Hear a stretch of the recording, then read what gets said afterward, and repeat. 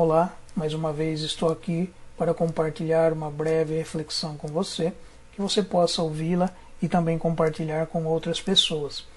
Estaremos falando hoje sobre a mensagem da cruz.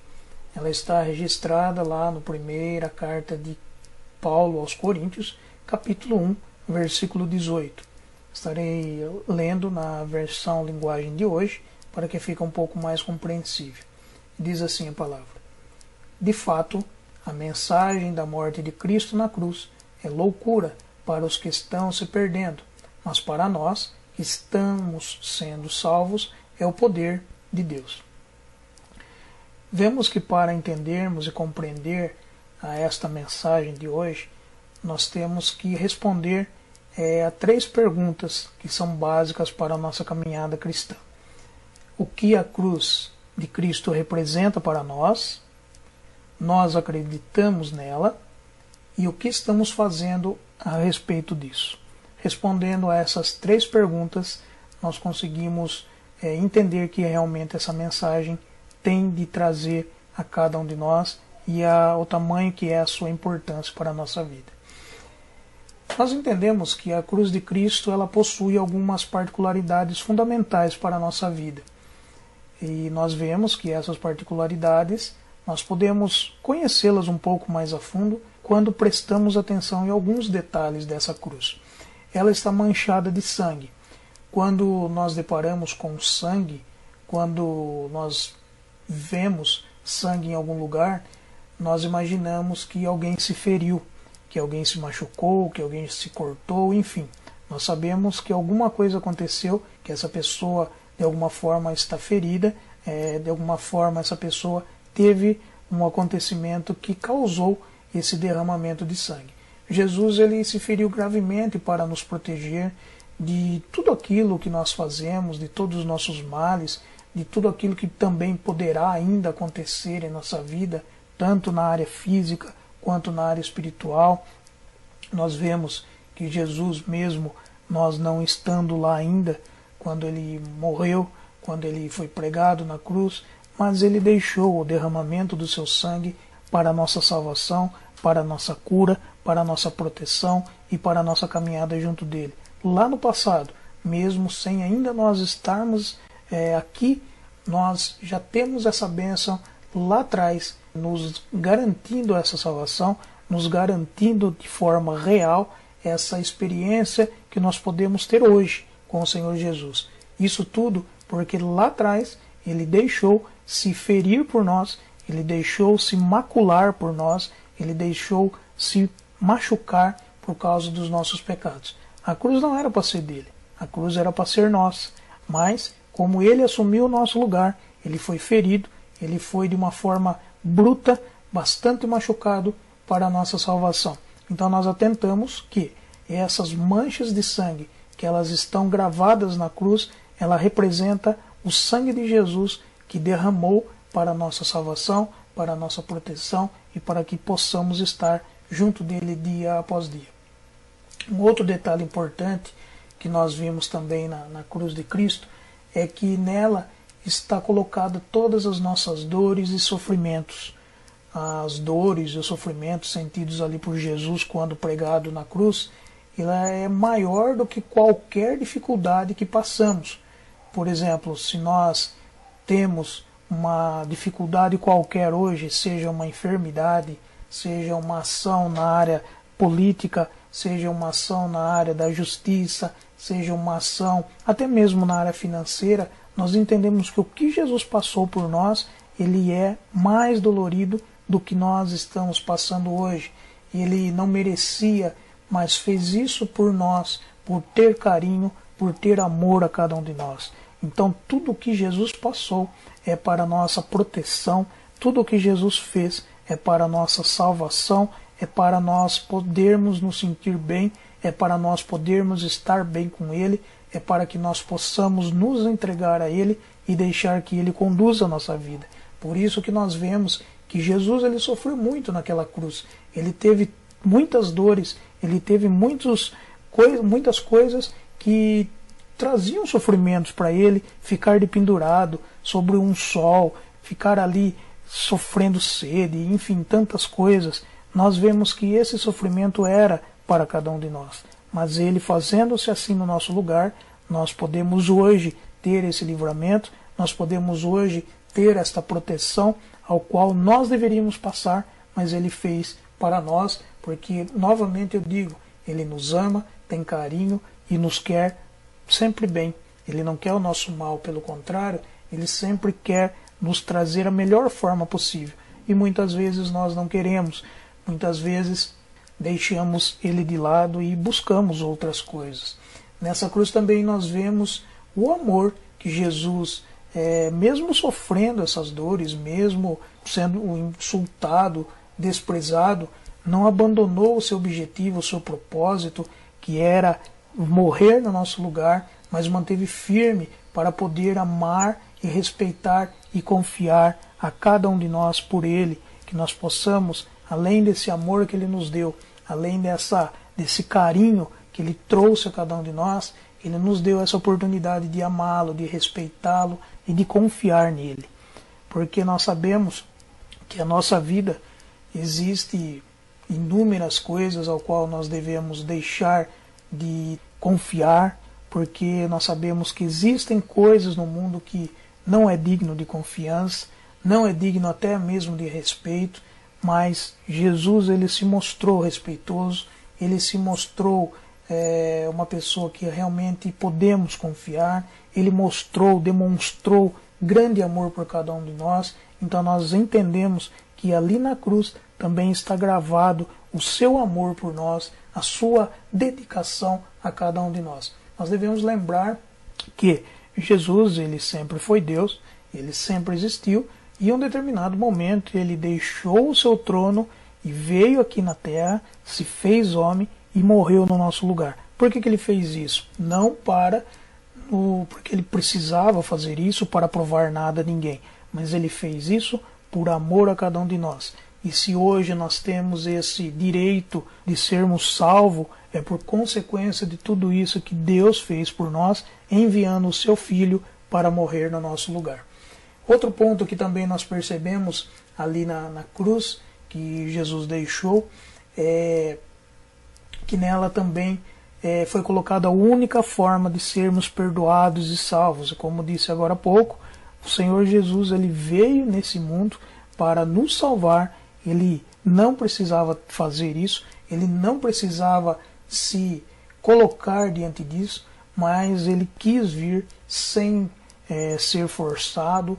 Ele veio de uma forma natural, ele veio de uma forma bastante espontânea para morrer no nosso lugar, para se fazer ali pecado no nosso lugar e para nos colocar em salvação, para perdoar os nossos pecados e para que nós possamos, ao vê-lo pendurado na cruz, ao lembrá-lo da sua morte ali na cruz, nós possamos entender que era nós, que era para estarmos ali.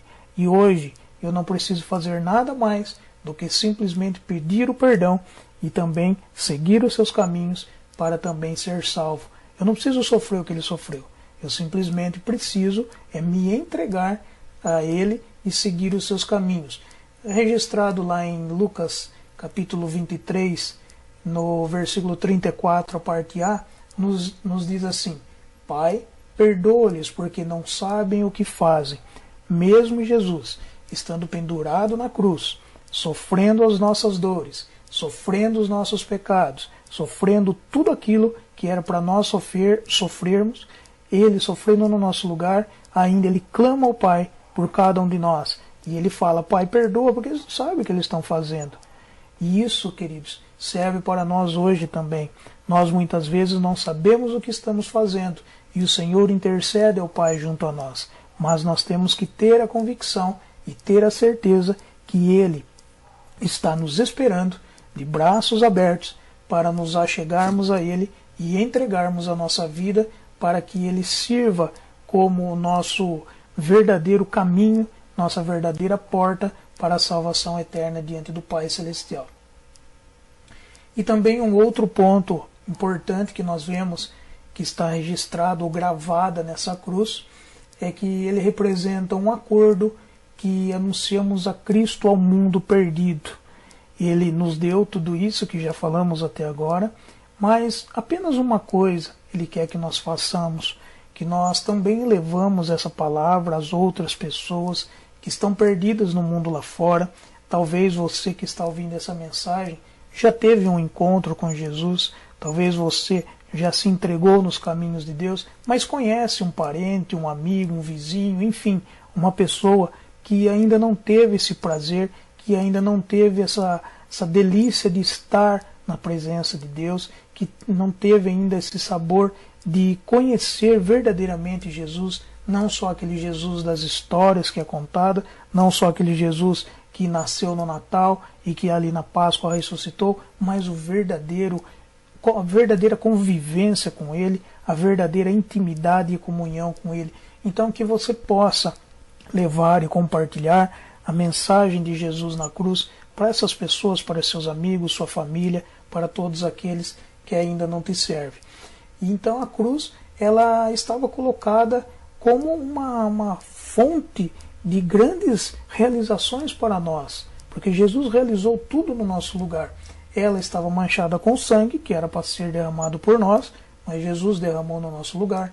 Ela estava colocada todas as nossas dores, tudo que Jesus colocou foi colocado em nosso lugar. Nela também foi colocado todo o amor que Ele tinha por nós. Nela também foi colocado a forma de perdão e nos deixa também essa forma de ser o nosso único compromisso e crer que Jesus Cristo sempre nos ensinou, sempre nos anunciou e que ainda que aquelas pessoas que não conhecem, que não têm esse sabor de ter essa intimidade, essa comunhão com Ele, possa virem conhecer, possa virem a entender o que realmente Jesus representa na nossa vida. E um outro detalhe importante que nós vemos nessa palavra é que a cruz ela estava colocada no centro entre outras duas, ou seja, existiam-se 3 cruzes e a de Jesus estava no centro. A cruz da esquerda ela representava toda a soberba, toda a arrogância, todo o escárnio e maldade e a perdição eterna.